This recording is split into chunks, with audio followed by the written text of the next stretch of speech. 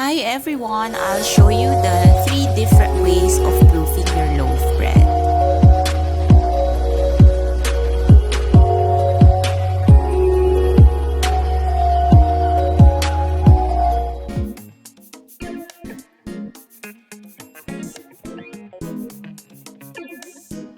So ito na, this is from our mixer. We will just cover this with cling wrap.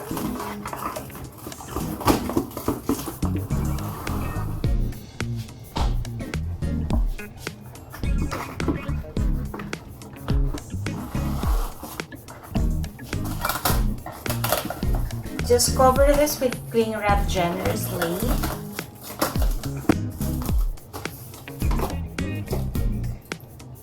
And this is also non-stick spray olive oil. Just spray on top. Spray on top and flip this cling wrap over para yung oil niya ay ma-absorb pa rin nung ating bread. Okay? And then I'll put this in the oven for 2 hours. That oven is set for 80 degrees Celsius or 60 degrees Celsius. So, it's not too hot. That is just to keep the humid inside the oven. And you don't bake this yet. You don't bake this yet because you just want it to rise. So we'll see. I'll put this in the oven and we'll see what happens. Okay? Let's check what's happening. Again, I'm not baking it yet.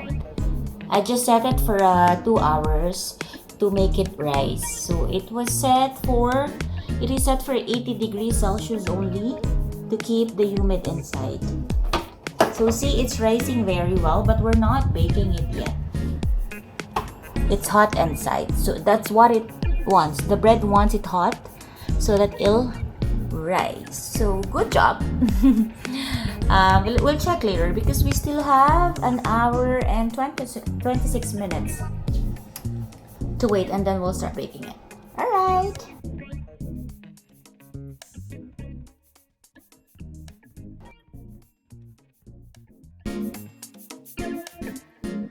Ito yung the first one, the smallest one actually. This was kept inside the oven for 2 hours. So let's check, let's slice it. Okay. So this is the bottom part, the side. So it came out like this. It's not too big. The other two, those are bigger than this one. Okay. But it's also nice. Looks like a bread as well. It is a bread, but a low carb, a keto bread.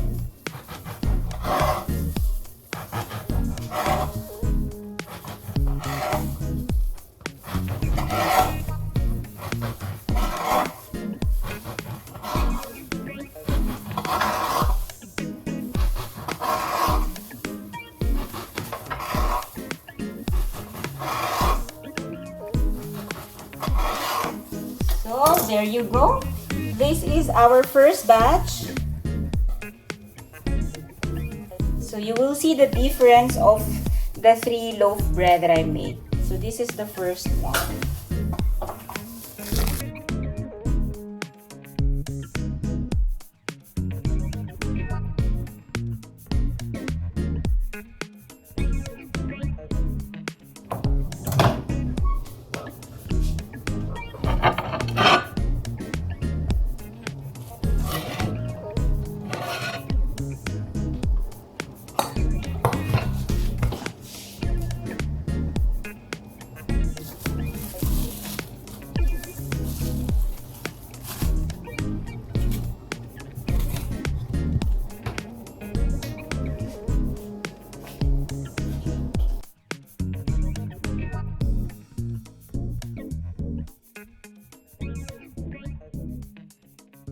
The second loaf bread that we made.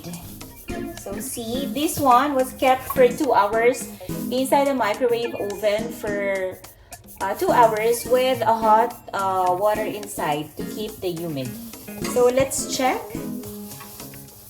So this one came out like this, but it's empty. It's hollow at the bottom. So I think the first one is better because it's flat on the bottom, but this one is, see, it's empty, but it's really big. It's like that. Okay, so we'll start slicing this one. So we'll start slicing. It's also nice. See the texture of the bread? There's no all-purpose flour here, but the texture, the appearance, it looks exactly like a high-carb loaf bread. So it's quite big.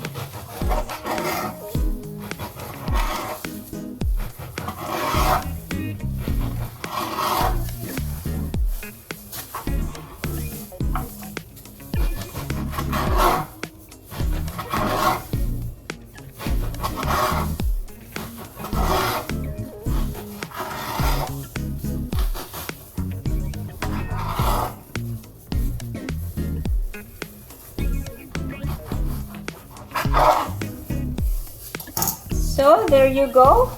This is our second batch because it's too big. It doesn't fit here. So this is the second batch. It's really big, see? But it's soft. It's also soft. But it's hollow at the bottom. So you choose. Okay, so this one, and then we'll cut the third one.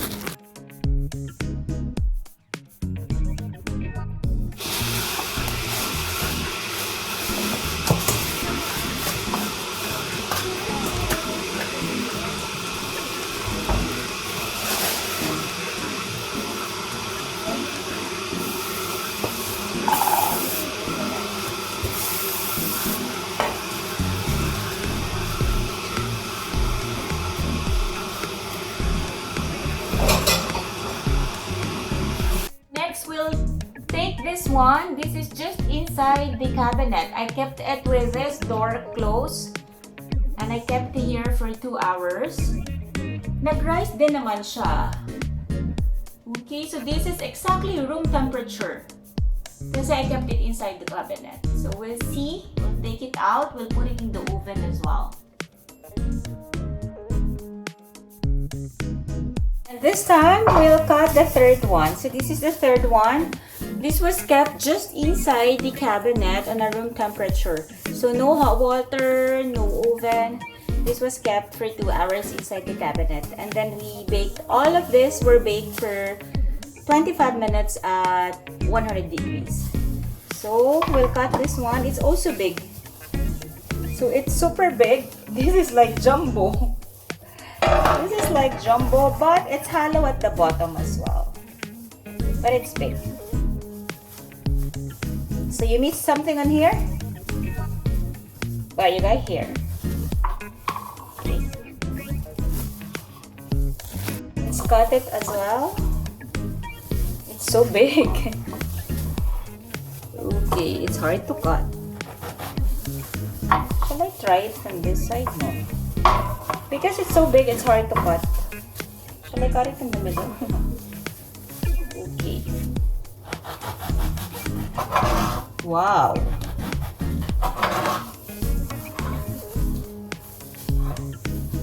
The color is lighter.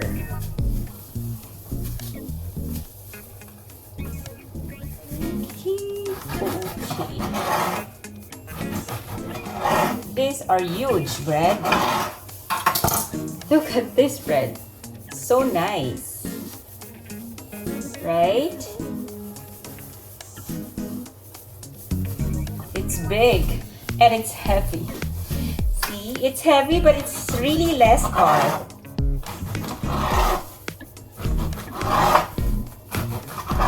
So the other two, I was able to make 16 or 15 slices. This one, I'll have to count after cutting. I think this is less than the other two.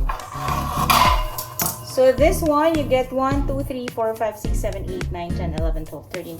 So this one, you get 14 slices. So this is the last one that we made. Low carb or keto bread. There you go.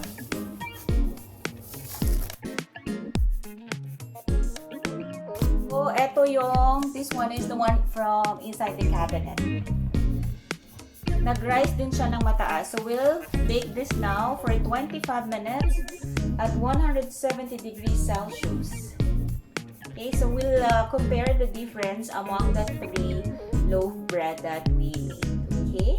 So, let's put this in the oven. So, eto na po yung mga bread natin. So, we'll start from the first one that we baked. This is the first one. Ito yung pinarice ko inside the oven for 2 hours na naka-set siya for, in the beginning it was 60 degrees Celsius and then later on 80 degrees Celsius. And then after that, binake ko siya for 25 minutes at 170 degrees Celsius. So actually, siya yung pinakamaliit. The second one is this. Mataas din siya. And ito yung sa microwave naman na may hot water inside. The microwave oven is closed para makip niya yung humid. And this is the third one. This is the latest one. I kept this at room temperature inside the cabinet without any hot water. And it came out like this. So, we'll wait for a few minutes and we'll slice them off. And then we'll see kung alin talaga yung the best. But you decide on which size do you want. But these are all good.